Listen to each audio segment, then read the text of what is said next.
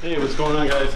Welcome back in the shop. As you can tell, got back from a nice long rejuvenating vacation, and we did finish up the 2G that's over there in the corner. We put in a new transmission that was rebuilt by Darren Thomas Racing, so shout out to them. It's got a new converter in it, and we also did the wiring mod that is presented, or I guess offered, or I don't know what you put it, but they basically came up with this wiring mod that you do in order to be able to use a ratchet shifter. So we installed the ratchet shifter, the new transmission from Darren Thomas Racing with the new converter, and the wiring mod, and that's pretty much it. Put the car back together for them, tested it out, made sure it all works. Also, shout out to Morrison Fabrications, local friends of ours that are also fabricators out in Wisconsin, who have a bracket kit that's for that type of setup. So between Kigley Racing and Morrison Fabrications and Darren Thomas Racing, got a really good package put together, it seems, for an automatic configuration. As you know, I'm more of a manual transmission guy with my Evo, and we work with Boost and Performance on anything manual. If you guys with the Mitsubishi start to come in here and want help with those, that's probably the route we're gonna go with. So just be aware of that. Ratchet shifter is actually pretty cool. I guess we could do a quick little video in the mix right now.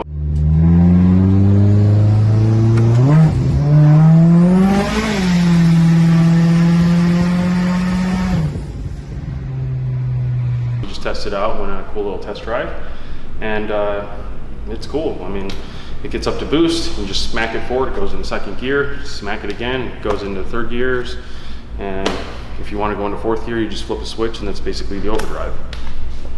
So what we're going to do now is start on a new project, which you guys haven't seen yet. And as you can tell, I've already dove into it, so we'll go ahead and flash a quick clip of the underhood shot on this car before we start tearing it apart. And this one's special.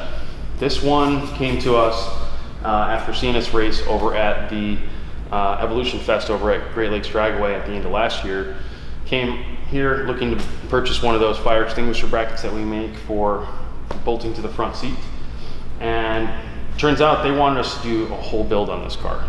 So you're literally going to get a chance to see me build this car into what my car was last year before it was running 8s.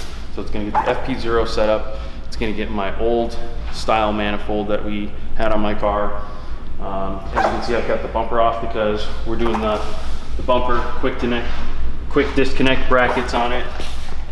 I mean, there's a lot of work to be done. We're going to be doing tube front end on this thing, so stay tuned, there's a lot to come. If you have not already, be sure to hit subscribe and like on this video, because this is going to take you through ultimately pretty much all the steps that I've done on my own car. We're going to be ripping the transmission out. It's currently a 6-speed. We're going to be converting it over to a 5-speed. They've already got a 5-speed transmission set up for this car, but right now the priority is to get the quick release bumper kit done, and then we're going to do the tubular front end on it. So I'll give you a quick little preview of what we're doing as far as this quick disconnect setup. You can see here that there are quick disconnect tabs on these 3 corners here on this side. So there's 2 in the front, and then two on each side. And once I'm done, you'll just have to push little buttons in order to get the front bumper to remove, similar to the way you've seen me remove mine. So if you're not familiar with how that works, perfect reason to stay tuned.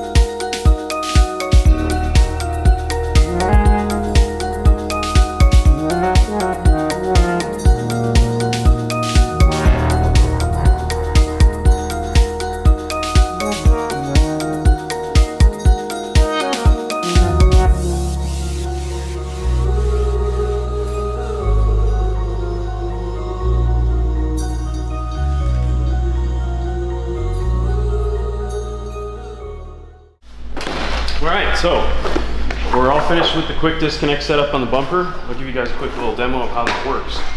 We've got 3 brackets here. Well, I guess you could say we've got 6 brackets now. So there's 2 in the front and then 2 on each side. The upper ones are pretty obvious, and then this one is one that I make and sell. You can find it on my Facebook page if you're looking for it, which reinforces the lower section.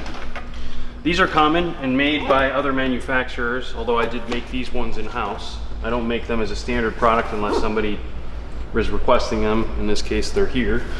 Because I don't like competing with other people making products that already exist that are well made. But we don't happen to have a set of those on hand. He happens to be here and just wants me to make this. So what we're gonna do is just make them real quick like we did, and this is how it all works.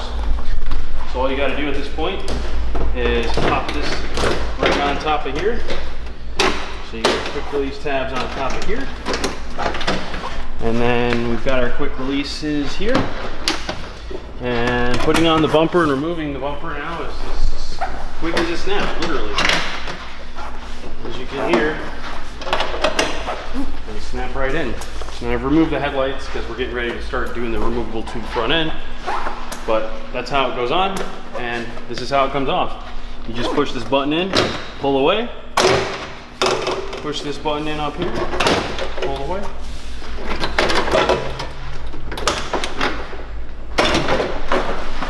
And now the bumper is off. It's that simple. Stay tuned for more because we're getting ready to make the upper section of the radiator support removable. We get this question a lot.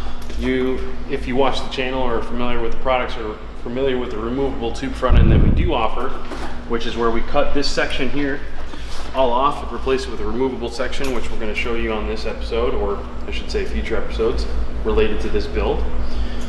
But we're going to also make this upper section removable as well. I remove the fenders and remove the basically welds from the factory. They're like tack welds, and I insert a bolt here in order to make this easily removable. So that's what we're going to do